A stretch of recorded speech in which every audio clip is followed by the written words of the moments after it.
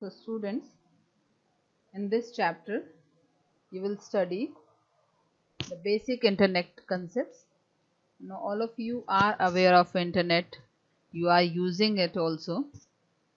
These are the few terms that you will be able to explain after the chapter, that is how the internet was developed, what is www, what are web pages, then what are web browsers, domain name, URL, HTTP, websites. Okay, so what are the protocols? What are the uses of the protocols? Now, since internet, it is the everything we do now, we use internet. Whether it is communication or buying the items. Now in the present lockdown situation, all the household things we are purchasing through net only. So it has made the communication easy. So basically, if we define the internet, it is the interconnection of the various devices and small network, and when this network is across the world, it is known as internet. It is used by millions of people across the world. Now when we want to connect to internet, we can connect our standalone system to the internet through the internet connection, or we can connect the whole lab, that is a small network, to the internet. So internet can also be defined as network of networks. But how the internet came into existence? The first network was ARPANET, that is Advanced Research Project Agency Network, which was developed in US to connect the systems of the defense organizations with the research organizations and other scientific organizations. In 1972, the ARPANET was in its existence, in proper existence. 1969, the development began, and until 1972, it came into proper existence. In 1980s, another network was developed, that is NSF-NET, National Science Foundation Network. Then gradually others people also from the different areas, they started connecting to each other or to the existing network, and then it expanded across the world. And that is how the internet came into existence.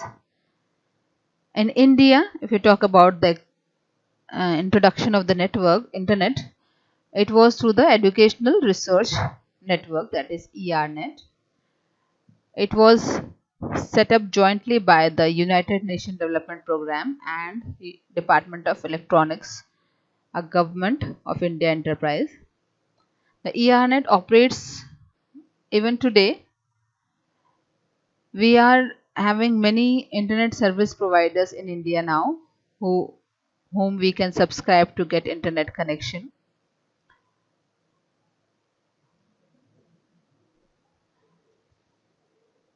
So if we define who governs the internet, there is no organization that can be specifically said that it is governing or controlling the activity on the internet. But then there has to be some organization who can take care of it, who can give some guidelines for the users of the internet. So there are few organizations working in this direction. One is World Wide Web Consortium. It is an internet society that was formed by Sir Tim Berners, and it basically develops the standards, that is what common things that should be kept in mind while developing the websites, while developing the software. The policies and the software, they are all provided by this consortium. There is another organization which is known as Internet Engineering Task Force, that is IETF, whose work is to maintain the architecture of the internet. Next is Internet Architecture Board. It is an IETF committee and it oversees the design of the internet protocols and standards. Anything that is to be used by a large number of people, it should have some standard. Otherwise, everyone will have its own format of using it, and then one format may not be understandable by the other one. So there is a common platform decided and everyone has to come up to that platform. Next is Internet Corporation of Assigned Name and Numbers, ICANN. It is a private non-profit organization that maintains the domain name system on the internet. Now, if we discuss about the basic architecture of internet requires the device like laptop or computer, the internet connection provided by the internet service providers or ISP. So these are basic requirements. The software that is required to connect to the internet, that is the web browser, web server software. So these things are required when you want to connect to the internet. Every machine on internet has a unique IP address or internet protocol address. Its name is internet protocol address. It is a numerical address. Example, this one 216.228.62.135. So such type of addresses are allocated to the system and to the websites also on the internet. A protocol is defined as a set of rules that every computer must follow when it is communicating over the internet. Now, what is the purpose of internet protocol? Internet protocol is for addressing and for routing the packets or the information to the correct system. What happens when you transfer the data from one system to another? The data is divided into packets and each packet is allotted the serial number, the source address, the destination address, and these packets are then sent over the communication channel. IP is basically a protocol which is connectionless protocol and it is used to assign the address on the packets. Next is the transmission control protocol.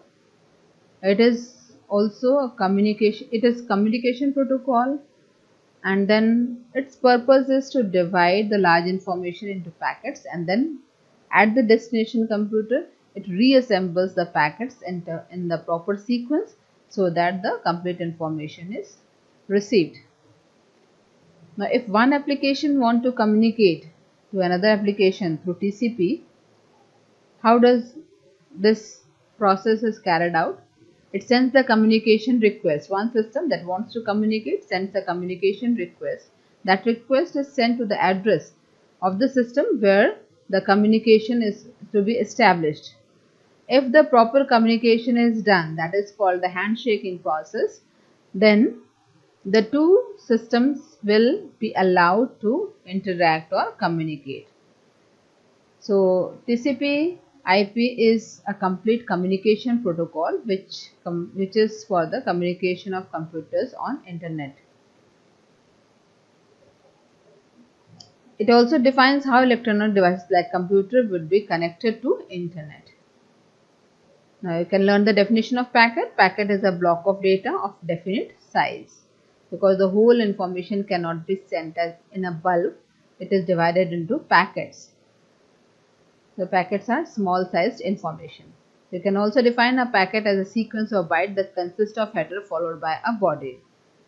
So header has the information regarding the source address and destination address of the computer system, that is from whom the information is being sent and to whom the information is to be delivered.